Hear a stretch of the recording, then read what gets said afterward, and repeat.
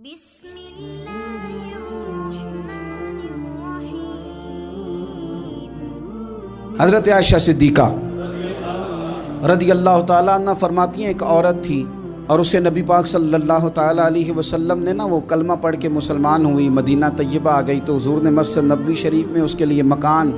ایک سادہ سا کمرہ ساتھ مسجد کے بنوا دیا، وہیں رہنے لگی۔ اکثر وہ سیدہ طیبہ کے پاس آتی تو حضرت عائشہ صدیقہ رضی اللہ تعالیٰ عنہ فرماتی ہیں وہ بڑی باتیں سناتی اور آخر میں کہتی وہ ہار والا دن بھی بڑا عجیب دن تھا اور میرے رب کی قدرتوں کا دن تھا، وہ بھی بڑا عجیب دن تھا۔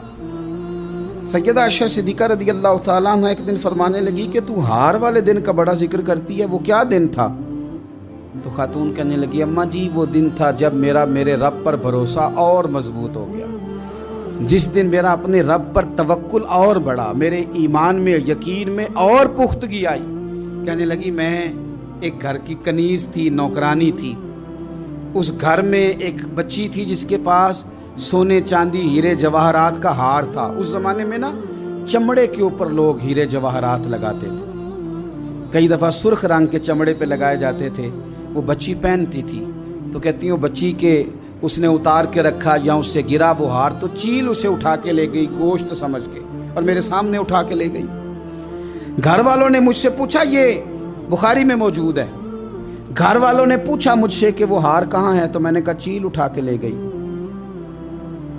گھر میں کچھ چوری ہو جائے تو سب سے پہلا الزام کس پہ لگتا ہے؟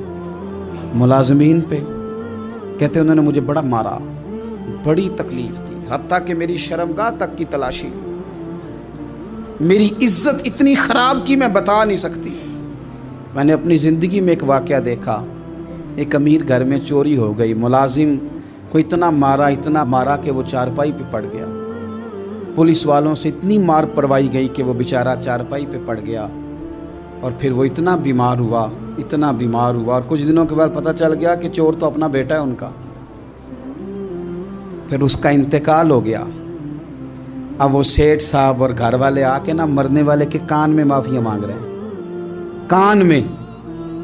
تو میں نے ان سے پھر کہا تھا کہ یہ تو اب چلا گیا ہے، تمہارا زور چلتا تھا نا تو تم نے قانون خریدا اور تم نے اسے جتنا ہو سکا تم نے اسے مار پڑوائی، تمہارے پاس جو عدالتیں تھیں تم نے وہاں کارروائی کی، اب ایک عدالت قیامت کے دن لگے گی۔ یہ کمزور تھا نا، کچھ کر نہیں سکا۔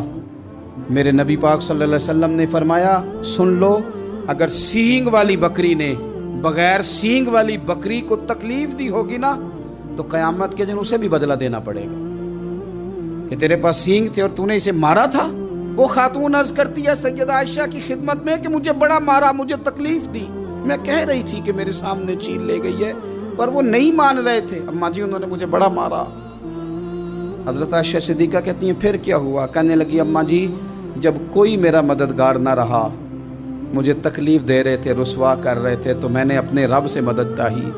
میرے رب کی طرف میں نے توجہ کی، میں نے کہا مالک اب تو ہی میرا مددگار ہے۔ کہتی ہے وہ مجھے مار رہے تھے تو وہ چیل جو ہار لے گئی تھی وہی لے کے واپس آ گئی، اور ہمارے سروں کے قریب لا کے اس نے جب اس ہار کو پھینکا وہ مجھے چھوڑ کے سائیڈ پہ ہوئے، وہ میری بے گناہی جان گئے، لیکن آپ کو بتاؤں اس دن سے میرا اپنے رب پر یقین اور بڑھ گیا۔ مجھے سمجھ آ گئی کہ جب انسان پورا ٹوٹ جاتا ہے اور جب کوئی چاروں جانب اس کا مددگار نہیں ہوتا تو رب تو ہوتا ہے نا، اللہ تو اس کا مددگار ہوتا ہے نا، وہ تو پھر اپنے اس بندے کی مدد کرتا ہے نا، پھر وہ تو توانائی دیتا ہے نا، وہ تنہا نہیں چھوڑتا، وہ تو آنسوؤں والوں کے آنسوؤں پہ بڑا کرم فرماتا ہے،